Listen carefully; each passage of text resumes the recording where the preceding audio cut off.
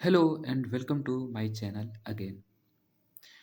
See, nature has endowed the humankind a plethora of natural resources, and these resources not only limited to land masses, but they also exist beneath the water surface and in the deep sea.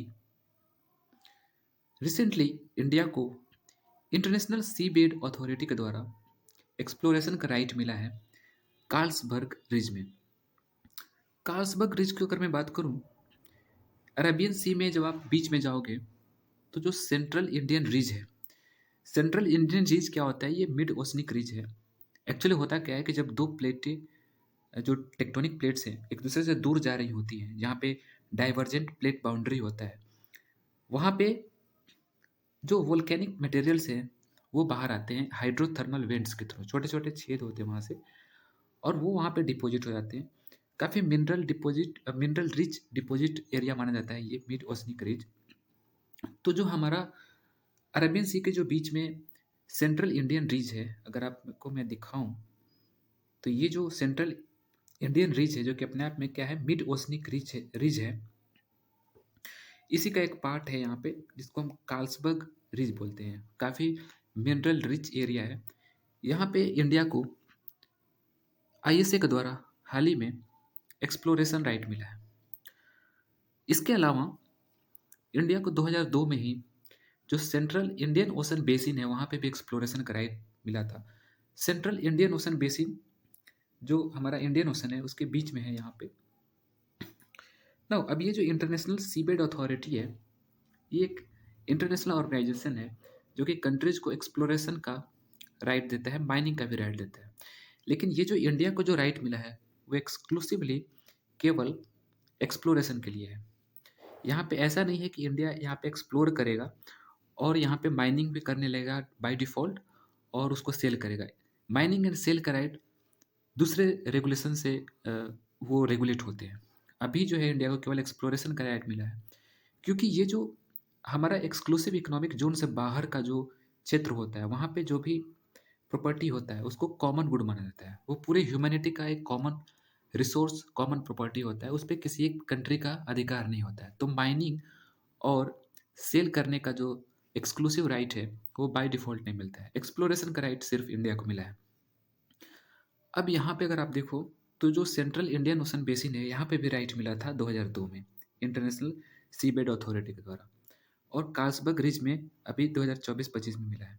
अब दोनों में अंतर ये है कि यहाँ पे जो इंडिया जो एक्सप्लोर करेगा सेंट्रल इंडियन ओशन बेसिन में, यहाँ पे जो मिनरल निकाला जाएगा वो एबिसल प्लेन में मिलेगा। मतलब जो हमारा जो ओशन का जो सरफेस है उसके बहुत नीचे जाने पे जो फ्लैट एरिया आता है, जो एबिसल प्लेन बोलते हैं, जो समुद्र की तलहटी है, वहाँ पे छोटे छोटे पॉलीमेटेलिक नोड्यूल्स होते हैं जिसको पीएमएन बोलते हैं। ये पॉलीमेटेलिक नोड्यूल्स छोटे छोटे पोटैटो के जैसे गोल गोल राउंडेड मटेरियल होते हैं, जिसमें मेटल्स का कंसेंट्रिक लेयर्स होता है। बीच में एक कोर के अराउंड ये मेटल के कंसेंट्रिक लेयर्स इसमें चढ़े होते हैं। इसको हम एक्सट्रैक्ट करते हैं। और ये जो मेटल, कौन कौन से मेटल हो सकते हैं यहाँ पे, तो ये मैंगनीज होता है, इसमें निकल हो सकता है, कोबाल्ट होता है, कॉपर होता है। तो ये कुछ हाई वैल्यू वाले स्ट्रेटजिक मेटल्स यहाँ से निकलते हैं ना। अब यहाँ पे जो कार्ल्सबर्ग रिज में जो एक्सप्लोरेशन का राइट मिला है, ये पॉलीमेटेलिक नोड्यूल्स के लिए नहीं मिला है, बल्कि कार्ल्सबर्ग रिज में जो मिनरल्स मिलते हैं उसमें से पीएमएस ज़्यादातर मिलते हैं। पीएमएस का मतलब होता है polymetallic sulphide. Polymetallic sulphide PMN polymetallic nodule से अलग है। पॉलीमेटेलिक सल्फाइड में अगर आप बात करो तो copper zinc copper zinc gold हो गया, सिल्वर हो गया, ये जो प्रीसियस जो बुलियन मेटल्स हैं, उसके अलावा लेड यहाँ से इस पीएमएस से निकलता है। तो पीएमएस भी एक तरीके का मिनरल डिपॉजिट होता है जहाँ से कॉपर जिंक गोल्ड सिल्वर जैसे मेटल्स निकलते हैं। अब इंडिया के लिए ये राइट पाना काफ़ी ज़रूरी है, बिकॉज हमारे पास हमने वो कैपेबिलिटी भी अब डेवलप कर ली है कि हम डीप सी माइनिंग कर सकते हैं। इनफैक्ट इंडिया ने एक डीप सी एक्सप्लोरेशन के लिए हमने एक वेसल भी डेवलप कर लिया है जिसका नाम है मत्स्य 6000, जो कि 6000 मीटर की गहराई तक जा करके जो हाई प्रेशर और बहुत कोल्ड वाला एरिया होता है, जहाँ पे चिलिंग वाटर होता है, वहाँ पे जा करके हम माइनिंग कर सकते हैं। तो ये जो हम हमारे इंडिया का जो इंक्रीजिंग जो कैपेबिलिटी है, उसको देखते हुए कहीं न कहीं इंटरनेशनल सीबेड अथॉरिटी ने इंडिया को ये एक्सप्लोरेशन का राइट दिया है। तो इस तरीके से अब ये जो पीएमएन या फिर पीएमएस हो गए, ये जो यहाँ से जो मेटल्स निकलेंगे, वो काफ़ी ज़रूरी है, क्योंकि ये हाई एंड जो टेक्नोलॉजीज़ होते हैं, उसमें यूज़ होते हैं। जो हमारे हमने जो क्लीन टेक्नोलॉजी की तरफ जो हमारा इंडिया का ट्रांजिशन हो रहा है, सोलर पैनल और जो जो डिजिटल गुड्स बनते हैं, जो अ, मदरबोर्ड बनता है बहुत सारी चीज़ों का, उसमें ये हाई एंड और हाई वैल्यू जो मेटल्स होते हैं, कॉपर, जिंक, गोल्ड, सिल्वर, इनका यूज़ होता है।